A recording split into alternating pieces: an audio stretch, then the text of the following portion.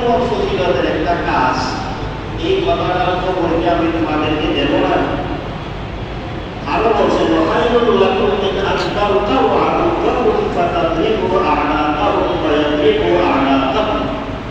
কাজটা এত উত্তম, তোমরা জিহাদের ময়দানে গিয়া শত্রুকে ধ্বংস করবে, শত্রু তোমাদেরকে মারবে, এর চেয়েও আরো উত্তম কাজ। অনেকগুলা ফজিলতের কথা বললেন আমরা। একটা হলো তোমাদের আমলের মধ্যে সবচেয়ে উন্নততম শ্রেষ্ঠতম আমল হইল এই কাজটা। 2 নম্বর হইল তোমাদের রবের কাছেও অত্যন্ত মর্যাদা সম্পন্ন আমল।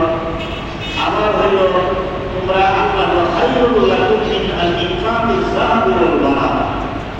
স্বর্ণ রক্ষা পরিমাণিত আল্লাহর রাস্তায় দান করার চেয়ে উত্তরী আমল। অবশ্যই তা আমাদেরকে বলে দিন। এবার রাসূল সাল্লাল্লাহু আলাইহি ওয়াসাল্লাম বলেন, এই আমলটা হলো যিকরুল্লাহ, সুবহানাল্লাহ। জিকির, এই আল্লাহর জিকির আল্লাহর কাছে অত্যন্ত পছন্দের একটা আমল।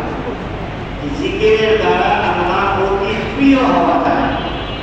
জিকিরের দ্বারা গুনাহ খাতা মাফ করে দেওয়া হয়।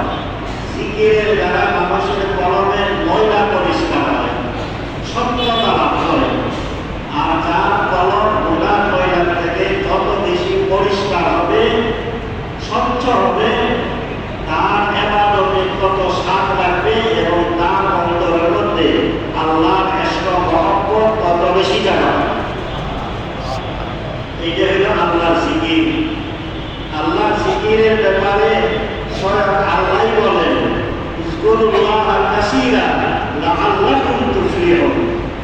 তোমরা বেশি বেশি আল্লাহ তাআলার জিকির করো, তো অবশ্যই তোমরা সফল কাম হয়ে যাবে। আর আল্লাহ তাআলা কোরআনে কারীমে যত সফল কাম, সফলতা, ফালাহ শব্দ ব্যবহার করেছেন, এর মধ্যে দুনিয়া আখিরাত দুটো জাহানে তোমাদের সফলতা আসবে। তথা সবচেয়ে বড় সফলতা যে আখিরাত, তথা জান্নাত পাওয়া, সেই জান্নাত তোমরা পাওয়া যাবে। সুবহানাল্লাহ। এই হিসাবে আমরা আমাদের অর্থাৎ আমল-নামা, রোজা, দান, খয়রাত যত আছে সবগুলা তো যথারীতি করো, সাথে সাথে জিকিরের আমলটা যেন আমাদের মধ্যে বেশি থাকে, এই দিকটাও খেয়াল করো। কারণ জিকিরের মাধ্যমে আল্লাহ তাআলা এত বড় লাভ দিবেন।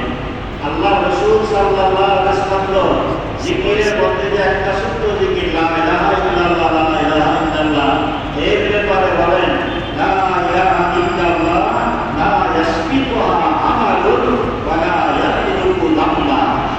লা ইলাহা ইল্লাল্লাহ জিকির যদি করে, এর চেয়ে বড় কোনো আমল নেই। এটা অনেক বড় একটা নেক আমল। আর এটা দ্বিতীয় বৈশিষ্ট্য হইল, এমন কোনো গুনাহ নাই যা এই জিকিরে মাফ করতে পারে। সুবহানাল্লাহ। সমস্ত গুনাহ এই জিকিরে মাফ করে দেয়। এখন বলতে হবে সমস্ত গুনাহ জিকিরে কেন সবে ভালো, একটা কবিরা গুনাহ কেন মাফ করে।